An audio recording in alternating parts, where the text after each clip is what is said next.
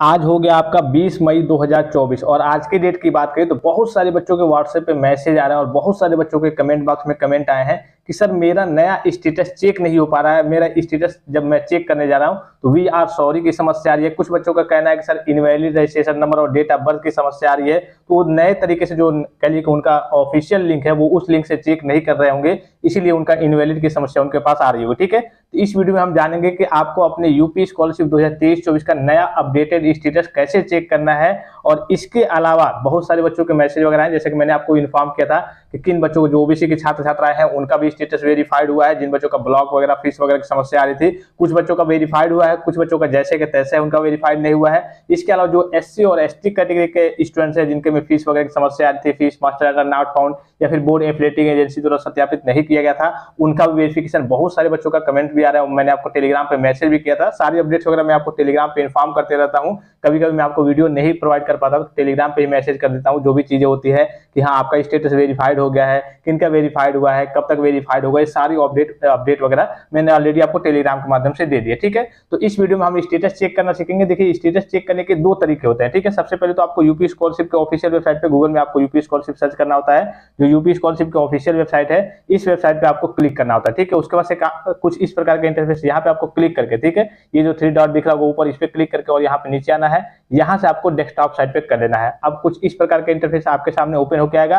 तो एक तो यहाँ पे स्टूडेंट का ऑप्शन दिख रहा होगा, यहाँ पे जाकर के यहाँ पे आपको जो भी कैटेगरी होगी, फ्रेश या फिर रिन्यूअल कैटेगरी के स्टूडेंट्स होंगे, यहाँ से आप अपना अगर फ्रेश कैटेगरी के स्टूडेंट्स होंगे तो फ्रेश लॉगिन पे क्लिक करना है। यानी कि अगर आपने पहली बार स्कॉलरशिप का फॉर्म फिलअप किया होगा तो फ्रेश लॉगिन पे क्लिक करना है। अगर आपने उसी फॉर्म को रिन्यूअल किया होगा दूसरी बार या फिर तीसरी बार स्कॉलरशिप का फॉर्म फिलअप किया होगा तो आपको रिन्यूअल लॉगिन पे क्लिक करके जो भी आपका होगा इस हिसाब से आप अपना स्टेटस देख सकते हैं। अगर यहाँ से नहीं दिखा रहा है तो ये जो ऑप्शन दिख रहा होगा, एक स्टेटस का यहाँ पे आपको ऑप्शन दिख रहा होगा, इस वाले ऑप्शन पे भी जो करिए कि आपका डाटा वगैरह अपडेट कर दिया गया है तो इस वाले ऑप्शन पे क्लिक करना है। चलिए मैं यहाँ से आपको चेक करके दिखा रहा हूँ। फिर यहाँ पे आपको दिख रहा होगा एप्लीकेशन स्टेटस 2023-24, यहाँ से आपका दिख जाएगा कि आपका फॉर्म रिजेक्ट है या फिर वेरीफाइड है या फिर पेंडिंग में पड़ा हुआ है या फिर आपके स्टेटस की क्या स्थिति है। ठीक है, बहुत सारे बच्चों का ये कहना है कि सर मैं ओबीसी कैटेगरी का हूं, मेरा स्टेटस ओपन नहीं हो पा रहा है, वी आर सॉरी की समस्या आ रही है। तो यहाँ पे देखिए, आप यहाँ से भी जाकर के चेक कर सकते हैं। यहाँ से मैं आपको चेक करके दिखा देता हूँ। ये जो पहला ऑप्शन दिख रहा होगा 2023-24 का, इस वाले ऑप्शन पे आपको क्लिक करना है। फिर यहाँ पे आपको अपना स्कॉलरशिप का जो रजिस्ट्रेशन नंबर है वो फिलअप करना होता है और केवल यहाँ पे डेट ऑफ बर्थ फिलअप करना होता है।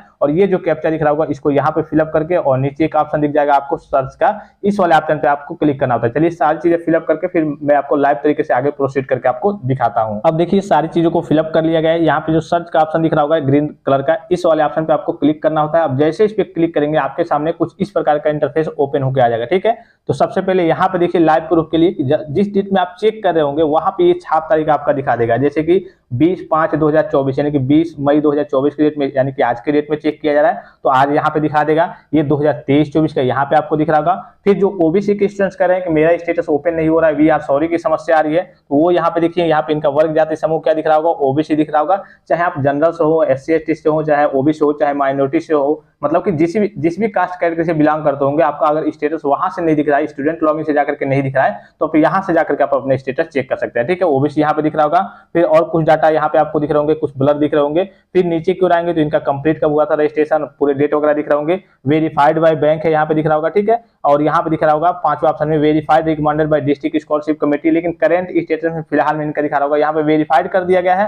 फिर यहाँ पे फिर इनका दिखा रहा होगा करंट स्टेटस में not included in demand due to master fee not found, यानी कि जो मास्टर फी होता है जो अगर अपडेट किया जाता है वो यहाँ पे इनके में समस्या थी। इनका यहाँ पे वेरिफिकेशन तो दिखा रहा है, चलिए वेरीफाइड कर दिया गया, ठीक है, डीडब्ल्यू लेवल द्वारा, लेकिन यहाँ पे जो फीस की समस्या थी वो यहाँ पे इनका डाटा वगैरह मैच नहीं कर रहा है, वहाँ पे फिलअप नहीं किया गया होगा विभाग के द्वारा। तो इस तरीके से जाकर के आप अपना स्टेटस चेक कीजिए कि आपका स्टेटस वेरीफाइड हुआ है या फिर नहीं हुआ है, या फिर जो पहले पेंडिंग की समस्या थी वही समस्या दिखा रही है, या फिर अभी फिलहाल में आपका वेरीफाइड हो गया है, या फिर जो पहले की समस्या थी वही समस्या। इस तरीके से आप अपना स्टेटस चेक कर सकते हैं और चेक करके कमेंट बॉक्स में कमेंट करके बताइए कि आपके स्टेटस की वर्तमान में स्थिति क्या है, वेरीफाइड हुआ है या फिर पेंडिंग है या फिर रिजेक्ट कर दिया गया है विभाग के द्वारा। आई होप कि वीडियो आपको इन्फॉर्मेटिव लगा होगा। तो ये चेक करने का एक प्रोसेस होता है, काफी नॉर्मल और सिंपल सा प्रोसेस होता है। कुछ बच्चे नहीं जानते थे, नहीं चेक कर पा रहे थे, और जो इनवैलिड की समस्या थी, इनवैलिड रजिस्ट्रेशन नंबर और पासवर्ड की समस्या आ रही है, तो आप दूसरे लिंक से जाकर के डायरेक्टली आप जाकर के दूसरे लिंक से चेक कर रहे होंगे, वहां पे फिलअप कर रहे होंगे डाटा, तो इसीलिए आपके में इनवैलिड की समस्या आ रही होगी। इनवैलिड की समस्या अगर आप सही तरीके से चेक करेंगे तो इनवैलिड वगैरह की समस्या नहीं आएगी।